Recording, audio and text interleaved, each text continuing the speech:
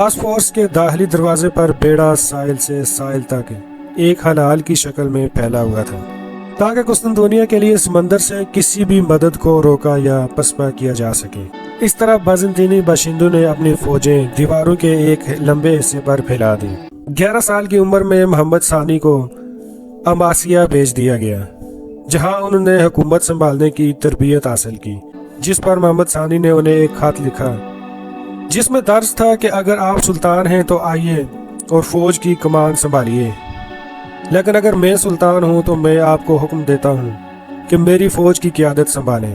سب سے پہلے شہر کی دیواروں نے ترکوں کو روک دیا۔ بسم اللہ الرحمن الرحیم۔ سلطان محمد فاتح سلطنت عثمانیہ کے 7ویں سلطان تھے، جو 1444 سے 1446 اور 1451 سے 1481 تک سلطنت عثمانیہ کے سلطان رہے۔ انہوں نے محض 21 سال کی عمر میں قسطنطنیہ، جو موجودہ استنبول ہے، فتح کر کے عیسائیوں کی بازنطینی سلطنت کا ہمیشہ کے لیے خاتمہ کر دیا۔ اس عظیم الشان فتح کے بعد انہوں نے اپنے خطابات میں کیسر کا اضافہ کیا۔ انہیں سلطان محمد فاتح یا سلطان الفاتح کے نام سے یاد کیا جاتا ہے۔ دوستو، سلطان محمد ثانی نے مسیحیوں کے اس عظیم مرکز اور بازنطینی سلطنت کے اس مستحکم قلعے کو فتح کر کے حضرت محمد صلی اللہ علیہ وسلم کی خواہش کو پورا کر دکھایا۔ حضور صلی اللہ علیہ وسلم نے اپنی زندگی میں فتح قسطنطنیہ کی خواہش کا اظہار کرتے ہوئے اس کے فاتحین کو جنت کی بشارت دی تھی۔ قسطنطنیہ فتح کر کے سلطان محمد ثانی نے اسلام کی نامور ہستیوں میں ایک ممتاز شخصیت کی حیثیت اختیار کر لی۔ قسطنطنیہ فتح ہوا اور زمانے نے دیکھا کہ بازنطینی سلطنت کے 1000 سالہ غرور اور تکبر کے بت اوندے پڑے ہوئے ہیں، اور قسطنطنیہ کی فصیل کے نیچے حضرت ابو ایوب انصاری رضی اللہ تعالیٰ عنہ کے مقبرے پر حلالی پرچم کا سایہ ہے۔ قسطنطنیہ کی تسخیر عالم اسلام کے لیے مسلمانوں کی جرأت و شجاعت کی یادگار ہے۔ محمد فاتح نے اینز، گلاتا اور کیفے کے علاقے عثمانی سلطنت میں شامل کیے، جبکہ محاصرہ بلگراد میں بھی حصہ لیا، جہاں وہ شدید زخمی ہوئے۔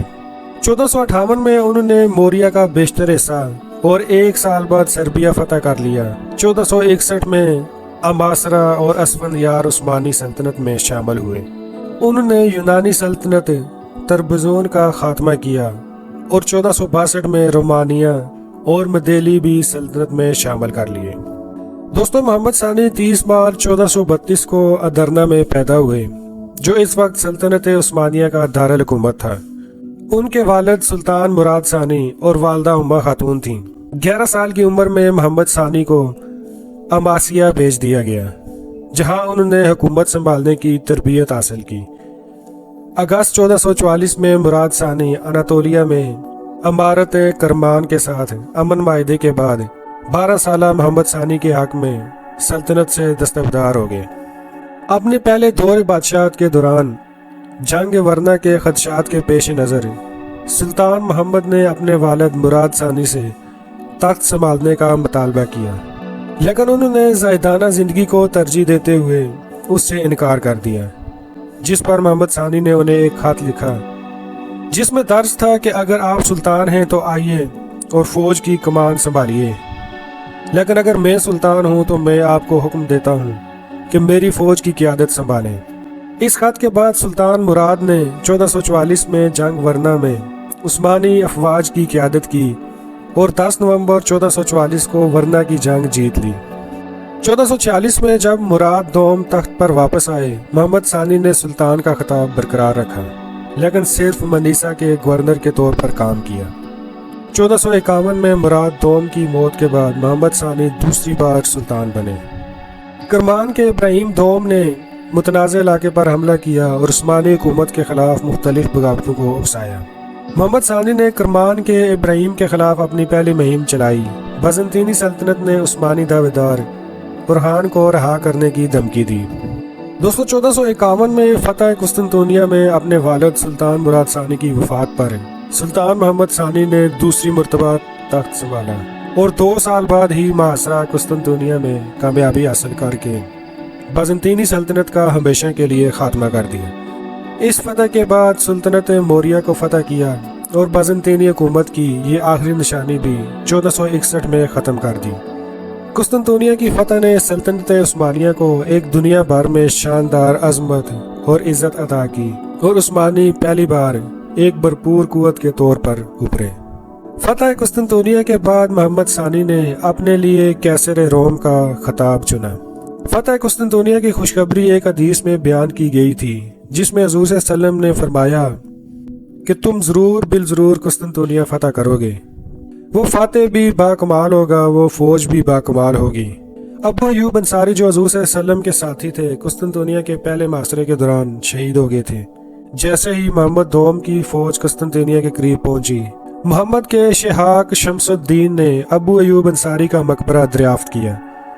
فتح کے بعد محمد نے اس جگہ پر ایوب سلطان مسجد تعمیر کی تاکہ اسلامی دنیا میں فتح کی اہمیت پر زور دیا جا سکے اور غازی کے طور پر اپنے کردار کو اجاگر کیا جا سکے۔ 1453 میں محمد نے 80,000 سے 2 لاکھ کی فوج کے ساتھ 70 سے زائد توپ خانے اور 320 جہازوں کی بحریہ کے ساتھ قسطنطنیہ کا محاصرہ شروع کیا۔ یہ شہر سمندر اور زمین سے گھرا ہوا تھا۔ باسفورس کے داخلی دروازے پر بیڑا ساحل سے ساحل تک ایک حلال کی شکل میں پھیلا ہوا تھا تاکہ قسطنطنیہ کے لیے سمندر سے کسی بھی مدد کو روکا یا پسپا کیا جا سکے۔ اپریل کے شروع میں قسطنطنیہ کا محاصرہ شروع ہوا۔